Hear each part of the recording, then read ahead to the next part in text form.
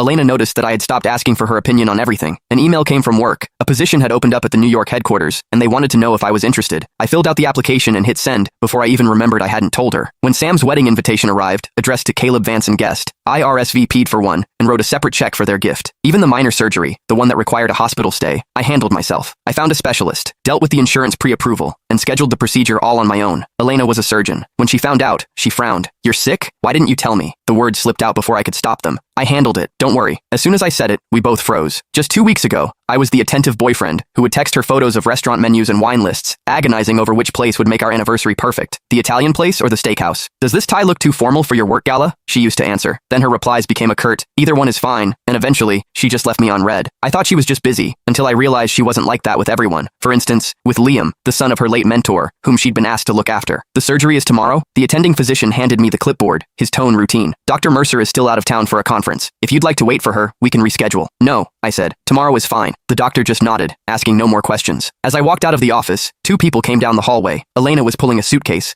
looking like she'd come straight to the hospital from the airport. Liam followed her, wearing a black cashmere overcoat over his casual clothes, the Burberry one I'd given Elena for our 3rd anniversary. Elena saw me, and her brow furrowed. "What are you doing here? Sick again?" That word, again, stung like a needle. She snatched the papers from my hand, her eyes scanning them with a flicker of annoyance. "I have a full surgical schedule tomorrow. This isn't an emergency. We can do it when I have time to oversee it." "Don't worry about it," I said. "I've already handled it." She looked taken aback. This was coming from the guy who used to call her worried about every minor fever, the one who sent her a dozen options just to pick a weekend getaway destination. Now, here I was, calmly scheduling my own surgery. If she hadn't run into me, she probably wouldn't have known until after it was over. I took the chart back, accidentally knocking a small bottle from her hand. It clattered to the floor. "Strong prescription sedatives. It's not what you think," Elena said, bending to pick them up. Her voice was as flat as if she were discussing the weather. "They're for Liam's chronic insomnia. Doctor's orders." Liam clutched the coat tighter, his voice a fragile whisper. "I'm so sorry, Caleb. It's all my fault. My anxiety has been so bad lately I can't sleep. I can't focus. Elena is the only one who understands. She said she couldn't leave me alone in case I did something stupid." Her voice trailed off. "You don't know what it's like. Sometimes my head is just full of dark thoughts. I can only get through it when Elena is with me. I just wish I could be strong like you." I'd heard this script before. Every time I questioned their relationship, Liam would bring up his mental health and his episodes, and Elena would shoot me a look that screamed, "How can you be so heartless?" Once, I had a sharp pain in my chest and asked her if it could be stress-related. This brilliant cardiothoracic surgeon told me, "I don't know. I'm off the clock." When I complained she was being dismissive, she just pinched the bridge of her nose wearily. "Can't you just look it up yourself? You're a grown man, Caleb. Can you be a little more independent? Stop relying on me for every little thing." So frugal with her words for her boyfriend. Yet she personally escorted someone else to their pharmacy. "Well, you should take good care of him then," I said, my voice completely flat. "After all, his sleep schedule is much more important than my surgery, right?" Liam's face flushed. "Caleb, that's not what I meant. Are you still mad?" Elena cut him off, her eyes fixed on me. "Just because I didn't tell you I was going out of town? 2 weeks ago was her birthday. I had worked overtime for weeks to get the day off, cooked a 5-course